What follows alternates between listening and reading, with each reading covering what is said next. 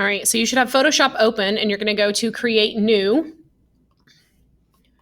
We want our width to be 11, our height to be 8.5. So that way we have a landscape document. Resolution should be 200 pixels per inch. You should be working in RGB color mode right here. And you should have a white background. Go ahead and hit Create. You're going to go to the internet and search for a barcode. Okay, you want a barcode that has the numbers down below. You do not want a barcode that has watermarks on it. So make sure that you find one that does not have watermarks. You need the numbers, no watermarks. The numbers tell us that it is a barcode. Otherwise, you have something like this and it just looks like a bunch of random black lines. So you do need that. You do need those numbers on the barcode. So we're simply going to do a copy and paste. And really you have 4 different areas to your paper. So I'm going to drag my ruler and show you what I mean by that. And if you want to do this, you can. You can go to View and Rulers if your rulers are not showing, and you just click on it and drag, and that gives you a guide. So now I have 4 quadrants, 4 different areas. You're going to do a different barcode art in each area, and these have to be vastly different. So to give you an idea of some barcode art that people have done. Again, you've got to keep the numbers. So even though some of these might not have the numbers shown, you need to keep the numbers. So lots of really cool things that people have done with barcode art. And again, we are looking for going lots of different ideas, vastly different ideas. Okay, so I'm going to show you how this works. So for this one, I am going to make it look like I have a zipper that is tearing down the center of the barcode art. Okay, so what I need to do first is I need to duplicate my layer. So I'm going to duplicate it. I just did a right-click duplicate. So just watch me for now, and then I will let you guys work. On one layer, I'm going to delete half of my barcode art. On the other layer, I'm going to delete the other half. Make sure that you delete the opposite half. Otherwise, you're going to have part of your barcode art that doesn't actually get messed with or gets doubly messed with. So 2 separate pieces here. All right, then what I'm going to do is I'm going to search for a zipper clip art. And I'm going to pull something. Yeah, it's not long enough. Let's see, maybe this. Let's go with this one. I like that it's black also. I need to delete the background that looks a little off-white. And then I'm going to bring my zipper in here. Oh, sorry, I've got more than one layer selected, and that's not what I want to do. All right, so I'm going to bring it in here. I do need to make sure that my zipper is the top layer. And I'm going to put it about right here. So now I don't really need to do anything with my zipper, but now I have to manipulate the layers. Or the barcode. It might be that you just have to erase some of your barcode or move some of your barcode. So if I wanted to move a specific part of my barcode, I can use the rectangular marquee tool.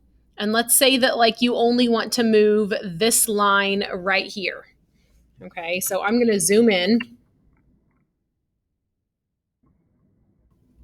And like I said, let's say that I only want to move this line. So like that one example where they had the barcode going off in different directions, where it was staggered, this is maybe what you would do with it. So you can highlight something using your marquee tool, then get your arrow tool, and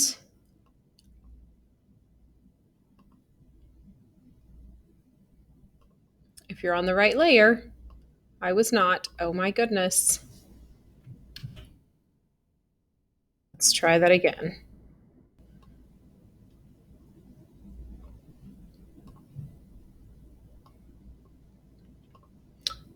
strange. Oh, right there's why. I was not on the right layer. There you go, guys. Got to make sure you're on the right layer for what you're wanting to move. So like if I want to offset these a little bit, that's how you would do that. By using that marquee tool. I'm actually going to undo that because that's not what I'm doing. So again, you might have to move a few things, use that marquee tool. If you need to erase something like part of your barcode at an angle or something, use your eraser tool. Something that is going to come in really handy for you. This is going to be a new menu for you to explore. If I am, so I'm on this side of my BarCodeArt. If I go to edit, transform, and perspective, nope, sorry, just kidding. Edit, transform, and warp. What this does is this fully allows me to now edit. So I'm going to make it look like the barcode is unzipping. Okay, by simply pulling it back and bringing that up against the edge.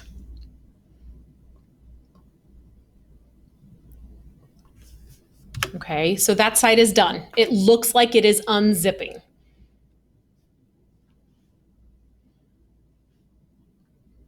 And I would maybe even change it a little bit after I look at it. So just simply a Control Z.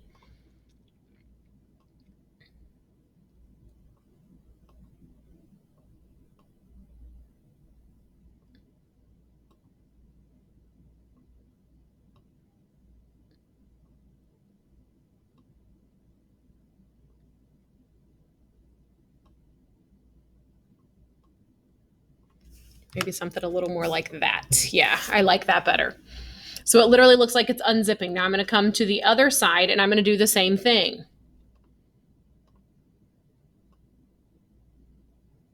So all of these little bitty blue things are what allows you to move the different pieces of your pictures.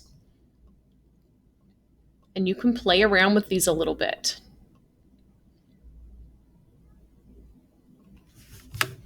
So there's one BarCodeArt for me. Literally unzipping it down. Okay, again, I mentioned that you can find lots of examples. Like here, they've erased it. They had a tall one, they've erased some. Here, this is where that warp would come in. They've made it come into a curve to look like a bird cage. Okay, now you need to think in clip art terms. Whenever you're adding stuff in, use clip art. Everything is going to be black and white. There's not going to be any color to your BarCodeArt. None of it. It should all be in black and white.